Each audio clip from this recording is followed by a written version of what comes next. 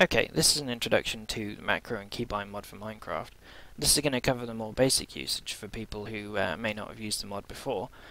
So having installed the mod, the very first thing you're going to want to do is set up the keys used to activate it. These will be on the second page listed here, and we've got two keys to activate the mod, which are macro override and macro activate. Macro activate is the one we're going to use to configure and play back on macros. It defaults to apostrophe, which for some reason LWJGL refers to as grave. If you want it on a different key, like for example I personally like it on tab, then you can assign it there.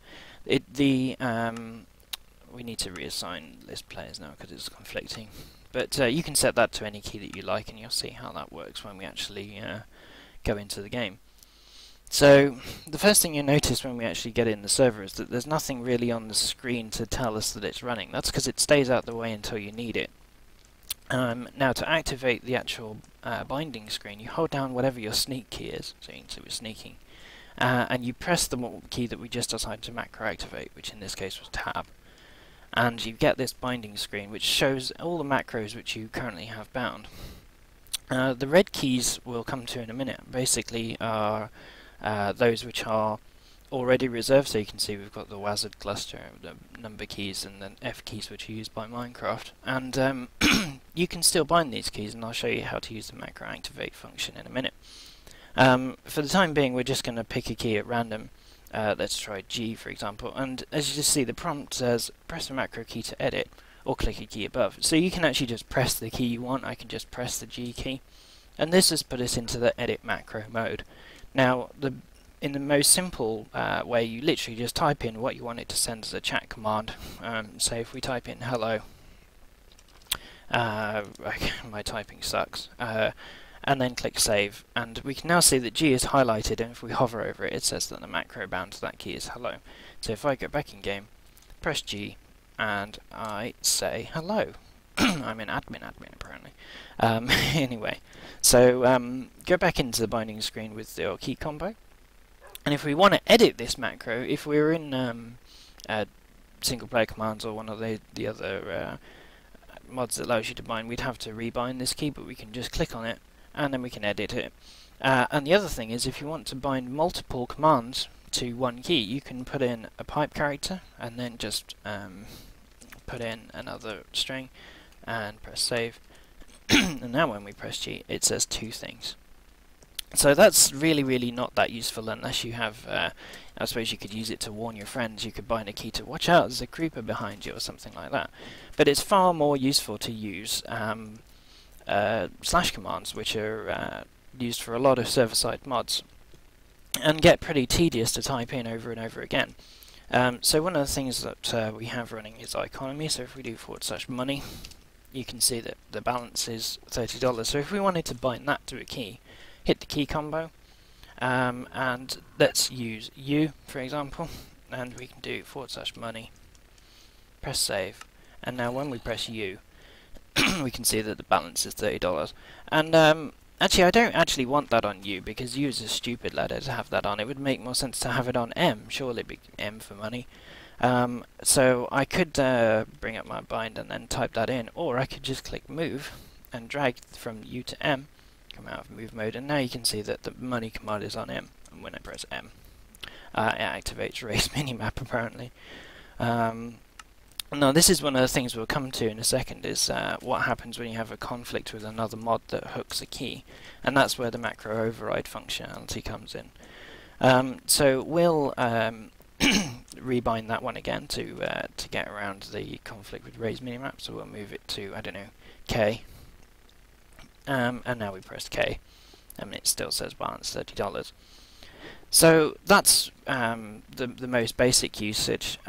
What you can also do, which you can't do with other mods, is you can bind keys which are already used. Now these red keys which you'll see highlighted in game, so if we wanted to say some function on 1, let's say we wanted to put that money command on 1, we'll move it to 1, and you can see that it's turned orange, which shows that it's bound but also conflicting with an existing Minecraft key. And if I press 1, obviously nothing happens. If I change weapon, 1 still switches back to slot 1.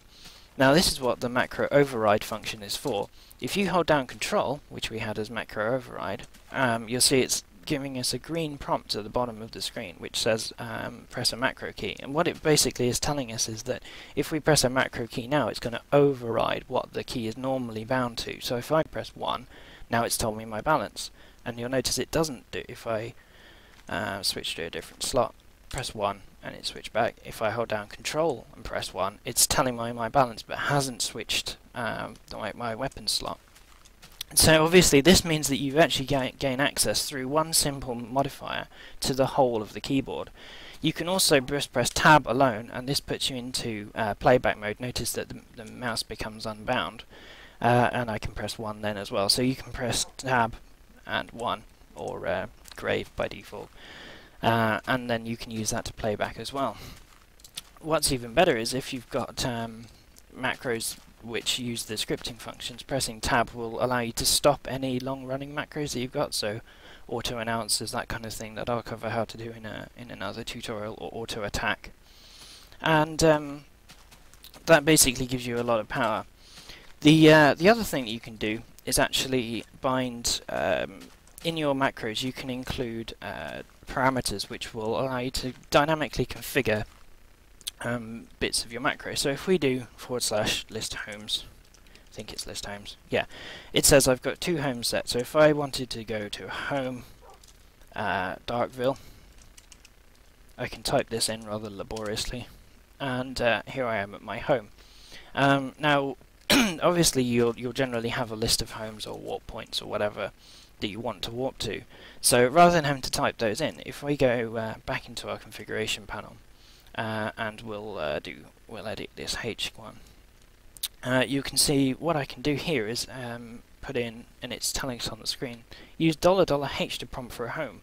What this means is it will provide a list of homes that it can insert into the macro. So if we do /home, which is the command to go home, $H. When I press H, I'm presented with a list of homes that I can warp to. Now I can just type that in, so if I type Darkville, then it takes me to that. But what I can also do is pre-populate this list of homes with the ones I've got configured, so I can just type in Darkville, like that. You can override these icons, give it a name. You can change the display name as of 0.7 as well.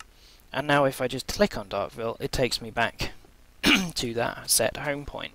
Now, the other thing you can do, if you're running a server-side mod that actually is supported by this mod, you can press H and click Add Home. You can also do Auto, and it will query the server for that using that list homes command. And here it's found the other one that we had, so if we put that into the list, and now click it, and it's warped us to the other home point. So you've literally got one key you can press, shows you a list of homes, you can click to warp to them. So that's obviously quite a time-saving measure, particularly as you can now automatically update it whenever you want. There are other parameters you can use, and if we go back into the help, you can see what those are. So if we did /message, which is a private message to a user, we can use $U, for example, to message that user. And what we want it to do is prompt us for a message to send. Now, you've got 2 ways of doing that. One, you can either give it a named parameter, so you could say message, like this. And when we click save, if I press J, the parameter is hello. And the online user, there aren't any other online users at the moment, so it doesn't actually show anyone. But normally that will show you the same, so just me at the moment online in this server. Normally that will show you the list of online users. The other thing you can do if you want, because that can be a little bit confusing, is just to put $exclamation mark, which basically means it's going to run through this macro from left to right, and when it reaches this $exclamation mark, it will stop and put that in the chat buffer for you. So if we do, if we run J now, then we can select a username. I'll just type in my own name, and notice that we've now got the opportunity to complete the message by and it says hello to me, which is really quite strange. But anyway, so yeah, that basically is how you use parameters. There's a lot more features in the mod. If you check out the other videos, they'll show you how you can use some of the scripting functions. I'm going to do a series of shorter tutorials which show you how to do things like auto walk, things like an auto announcer, and many more things that you can do with the scripting functionality, like automatically placing signs and switching texture packs. But for now, that covers the more basic usage of the mod. Hope that clears it up for a lot of you, and thanks for watching.